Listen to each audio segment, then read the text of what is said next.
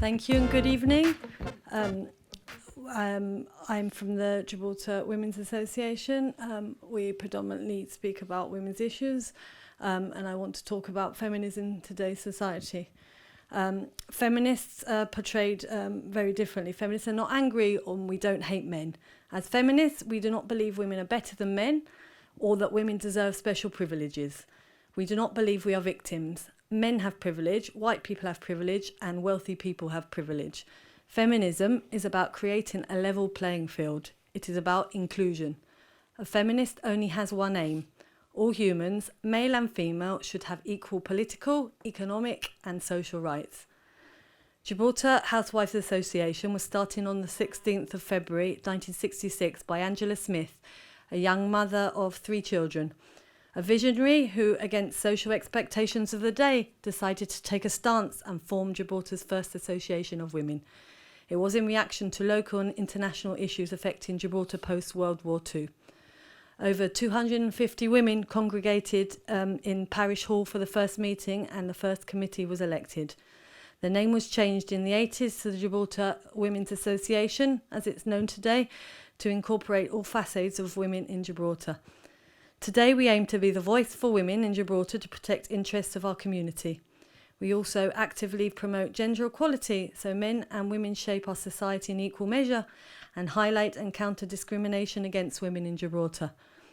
As a modern and progressive association, we break out taboos and campaign for change. Although more and more people are beginning to understand the true definition of feminism and openly identifying with it, there has always been a negative stigma attached to it. Part of this problem is the way media in general sensationalizes things, passing off feminists as radicals who are anti-men and traditional roles.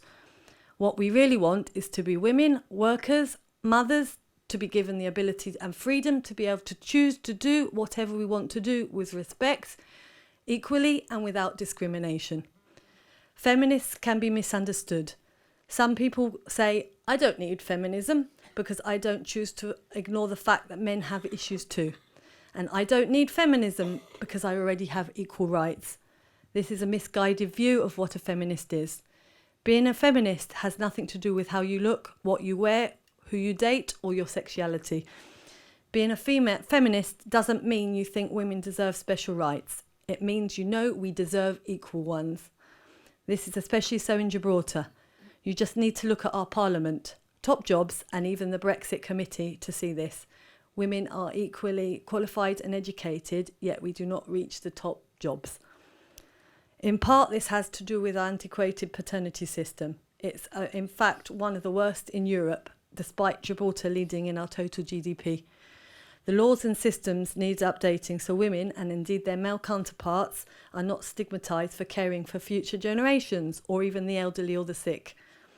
If a woman takes her maternity leave, she automatically takes one step back in the career ladder.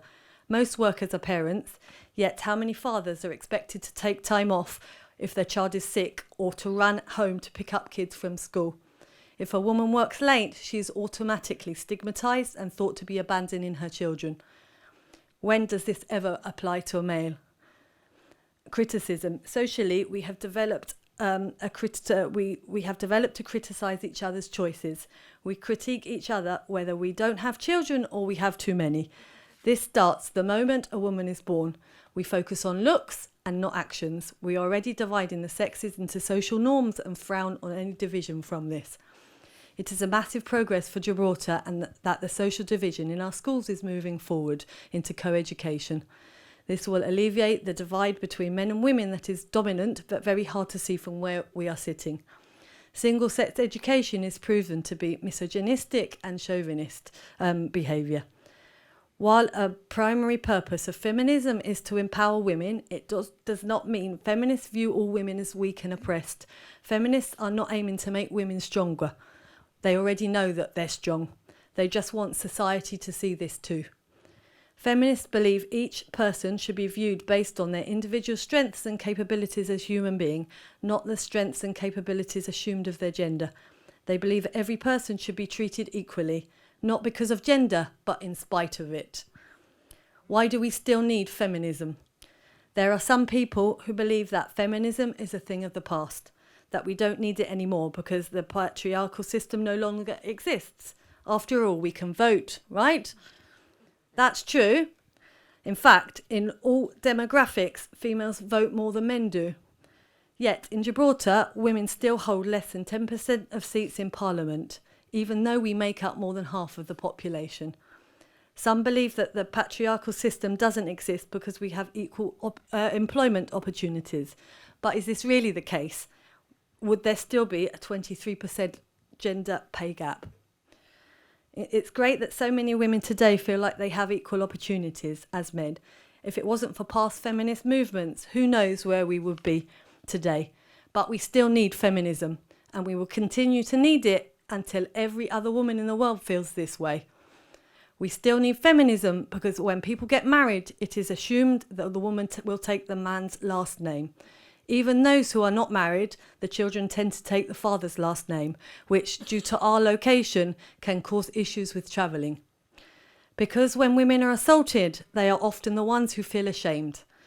This again is the case in Gibraltar, where the victim is still blamed. Rape victims are asked what they wore, how they behave, and what they drank. In a recent case, a lawyer was reported to say, "This law was designed to protect young girls from themselves, but who protects the young men who are manipulated?" The defendant is shown to be vulnerable and the victim is the manipulator. When in a mugging, for example, is the victim asked whether he was drunk and therefore vulnerable. In 2014, a 2,000-person national survey in the US found that 65% of all women had experienced street harassment, catcalling, 23% had been sexually touched, 20% had been followed, and 9% had been forced to do something sexual. According to a 2001 study by the United Nations, between 40 and 50% of women in the European Union countries experience sexual harassment and wanted physical contact in the workplace. 50%. Societal expectations have raised women to believe that a large percentage of their worth is determined by their appearance. It is not hard to believe this when it is reinforced every day through the media and results in women from a very young age disliking their bodies. 81% of 10-year-old girls are afraid of getting fat. 46% of 9 to 11-year-olds say they are sometimes or often on diets. This can lead to disorders like anorexia or bulimia and mental disorders. We live in a state of constant guilt. Rape and sexual assault cases aren't taken seriously. 1 out of every 6 women have been a victim of attempted or completed rape within her lifetime. However, it turns out that out of every 1,000 rape cases, 994 perpetrators will walk free. That's more than for any other crime. And even if assailants do serve jail time, it's often very brief. Yet some of the lack of arrests is due to the fact that large number of sexual assaults and rapes go unreported. But why don't victims report? Because when they do report, they are often automatically victim blamed by the public or thought to be lying, when in reality sexual assault cases have the exact same rate of false reports as any other crime. And even among reported cases, only 37% of reported rapes are prosecuted, and only 18% of prosecuted rape cases ended in conviction. There is a lack of women in leadership roles and in certain fields. Women are 50% of the population. We know that. So it makes sense that women account for almost 60% of undergraduate degrees, 60% of all master's degrees, 47% of law degrees, and 40% of medical degrees. But do you know what doesn't match up with those numbers? The amount of women in leadership positions. The government makes decisions about women's bodies, sexual health, abortion, maternity leave. and the gender wage gap, it does exist. In 2014, full-time year-round women workers made 80 pence to every pound that a man made. And the decrease in wage gap continues at the same rate it is now. Women won't have an average equal pay to men until 2059.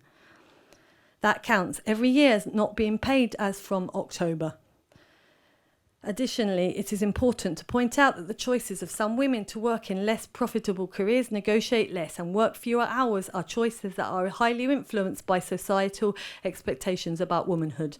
And that's definitely not the woman's fault. For example, the wage gap increases as a woman gets older and have children. This is partially because many women still do a disproportionate amount of the housework and childcare compared to their husbands, and end up quitting or decreasing their hours in order to balance it all. Men are perfectly capable of doing even amounts of housework as women, but oftentimes, because of the way things are, they just don't.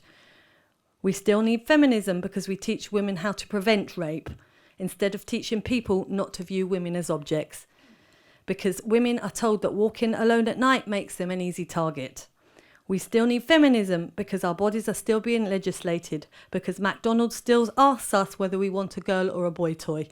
A man is a boss, yet a woman is bossy. It is not a gender issue, it is a humanity issue.